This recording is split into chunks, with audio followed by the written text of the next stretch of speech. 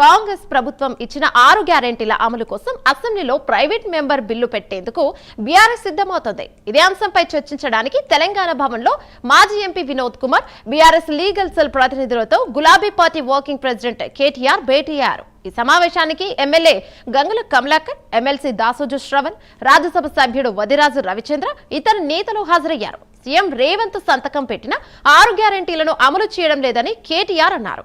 6 గ్యారెంటీలపై చట్టబద్ధత కోరుతూ బిల్లు పెడతామని కేటీఆర్ అన్నారు. దీనిపై మరింత సమాచారం మా కరెస్పాండెంట్ చందు అందిస్తారు. రైట్ చందు, చెప్పండి. యమున, కాంగ్రెస్ ప్రభుత్వం ఇచ్చినటువంటి 6 గ్యారెంటీలకు సంబంధించి చట్టబద్ధత కల్పించేలా ప్రభుత్వంపై ఒత్తిడి తెచ్చేందుకు బీఆర్ఎస్ పార్టీ ప్రైవేట్ మెంబరు బిల్లును ఈ అసెంబ్లీ సమావేశాల్లో ప్రవేశపెట్టాలని డిసైడ్ అయింది. అందులో భాగంగానే ఈరోజు తెలంగాణ భవన్లో కేటీఆర్ అధ్యక్షతన ఓ సమావేశాన్ని నిర్వహించారు. ఈ సమావేశంలో మాజీ ఎంపీ వినోద్ కుమార్తో పాటు బీఆర్ఎస్ పార్టీ లీగల్ సెల్ ప్రతినిధులు కూడా పాల్గొన్నారు. ఒక ప్రైవేట్ మెంబర్ బిల్లును కూడా తయారు చేశారు. వచ్చే శుక్రవారం నాడు అటు శాసన మండలిలో ఈ బిల్లును ప్రవేశపెట్టాలని కూడా బీఆర్ఎస్ పార్టీ భావిస్తుంది. దీనికి సంబంధించి స్పీకర్ని కూడా కోరుతారు. స్పీకర్కి ఒక లెటర్ ఇస్తాం, ఖచ్చితంగా సహకరించాలని కోరుతామని చెప్పి కూడా కేటీఆర్ కొద్దిసేపటి క్రితమే చెప్పారు. అదేవిధంగా అన్ని పార్టీలకు కూడా విజ్ఞప్తి చేస్తాం, అన్ని పార్టీలకు లేఖలు రాస్తాం, ఖచ్చితంగా సహకరించాలని కోరుతాం. కాకపోతే బీజేపీ పార్టీకి కొంత ఇబ్బంది ఉండొచ్చు, ఆ పార్టీ సహకరించకపోవచ్చు, అయినప్పటికీ కూడా మేము లేఖలు రాసి అన్ని పక్షాలని కూడా కోరుతాం. ఖచ్చితంగా ప్రైవేట్ మెంబర్ బిల్లుకు ఖచ్చితంగా ప్రభుత్వం కూడా సహకరించాలి, ప్రభుత్వం కూడా మద్దతు ఇవ్వాలి.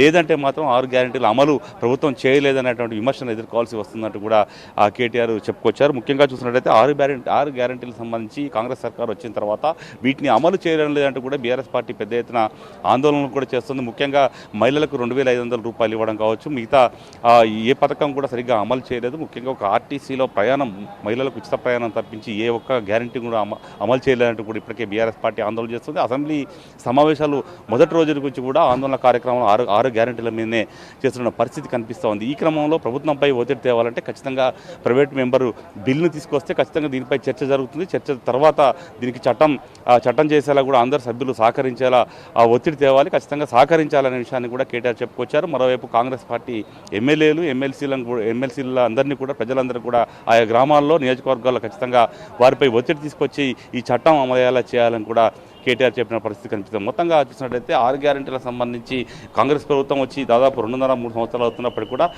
వేటికి అమలుకు నోచుకోలేదు. ఖచ్చితంగా దీనిపై ఒత్తిడి ఒక బీఆర్ఎస్ పార్టీ బిల్లు పెట్టడం ద్వారా ఒక చర్చనైతే క్రియేట్ చేస్తుంది. ఖచ్చితంగా బీఆర్ఎస్ పార్టీ 6 గ్యారెంటీలపై పోరాటం చేస్తుంది, తద్వారా ప్రజల్లో ఈ అంశాన్ని ప్రొజెక్ట్ చేస్తుంది అనేటువంటి అది పార్టీకి కూడా ఒక మైలేజ్ వస్తుంది, పార్టీకి ప్లస్ అవుతుందని కూడా భావిస్తున్న పరిస్థితి కనిపిస్తుంది. ముఖ్యంగా చూసినట్టయితే ఈ ప్రైవేటు మెంబర్ బిల్ అనేది గతంలో ఉమ్మడి ఆంధ్రప్రదేశ్లో ఆనాటి ఎన్టీ రామారావు ప్రభుత్వంలో ఒకసారి ప్రవేశపెట్టారు. అదేవిధంగా పార్లమెంట్లో చాలా అరుదైన సందర్భాల్లో మాత్రమే ఈ ప్రైవేట్ మెంబర్ బిల్ను ప్రవేశపెట్టారు. ముఖ్యంగా ఈ ప్రైవేట్ మెంబర్ బిల్ పెట్టాలంటే ఖచ్చితంగా నెల రోజుల ముందే ఒక నోటీస్ ఇవ్వాల్సి ఉంటుంది. కానీ ఇప్పుడు మాత్రం బీఆర్ఎస్ పార్టీ సోమవారం నాడే ఈ నోటీస్ ఇస్తామని చెప్తుంది. కాబట్టి ప్రభుత్వం ఈ చర్చకు సహకరిస్తుందా, అసలు అనుమతిస్తుందా అనేది మాత్రం చూడాల్సి ఉంది. ఎందుకంటే ఖచ్చితంగా ప్రైవేటు బిల్ అనేది అది పార్లమెంట్లో మంత్రులు లేకుండా, అధికార పార్టీ లేకుండా కేవలం పార్లమెంటు సభ్యులు, అదేవిధంగా ప్రతిపక్ష పార్టీ సంబంధించిన సభ్యులు ఈ బిల్ పెట్టేటువంటి అవకాశం కూడా ఉంటుంది. ముఖ్యంగా ప్రభుత్వ ఎజెండాలో లేని ముఖ్యమైన అంశాలను సభ దృష్టికి తీసుకురావడానికి, తద్వారా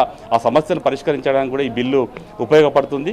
ఖచ్చితంగా ప్రభుత్వం విస్మరించినటువంటి సామాజిక ఆర్థిక అంశాలన్నింటినీ కూడా ఈ బిల్లు ద్వారా నివృత్తి చేసుకునే అవకాశం కూడా కనిపిస్తుంది. ముఖ్యంగా ప్రతిపక్ష పార్టీలు ఈ విధానాలను చట్టపరమైన పరిష్కారాలను చేసుకోవడానికి ఒక వేదికగా ఈ ప్రైవేట్ బిల్లును కూడా ఉపయోగిస్తుంటారు. ఇప్పుడు బీఆర్ఎస్ పార్టీ కూడా ఈ ప్రైవేట్ మెంబర్ బిల్లును ఉపయోగించుకొని ప్రభుత్వంపై ఒత్తిడి తీసుకురావాలని కూడా భావిస్తూ ఉంది. ఎందుకంటే ఇప్పటికే ఇంకా ఇంకో 1.5-2 ఇయర్స్లోనే ప్రభుత్వం మళ్ళీ ఎన్నికలు కూడా వచ్చే అవకాశాలు ఉన్నాయి. కాబట్టి ఖచ్చితంగా ఇప్పటికైనా ప్రభుత్వంపై ఒత్తిడి తెస్తేనే ఈ చట్టబద్ధత కల్పిస్తారు. చట్టం చేస్తే ఖచ్చితంగా ఆటోమేటిక్గా ఆ పథకాలన్నీ కూడా లబ్ధిదారులకు అందుతాయనే అంశాన్ని కూడా బీఆర్ఎస్ పార్టీ చెబుతోంది. ఈ క్రమంలోనే ప్రైవేట్ మెంబర్ బిల్లును శాసనసభలో, శాసన మండలిలో ప్రవేశపెట్టాలని కూడా బీఆర్ఎస్ పార్టీ భావిస్తుంది. మరి ప్రభుత్వం ఈ బిల్లుకి ఏ మేరకు సహకరిస్తుంది, అసలు అవకాశం ఇస్తుందా లేదా అనేది మాత్రం చూడాలి.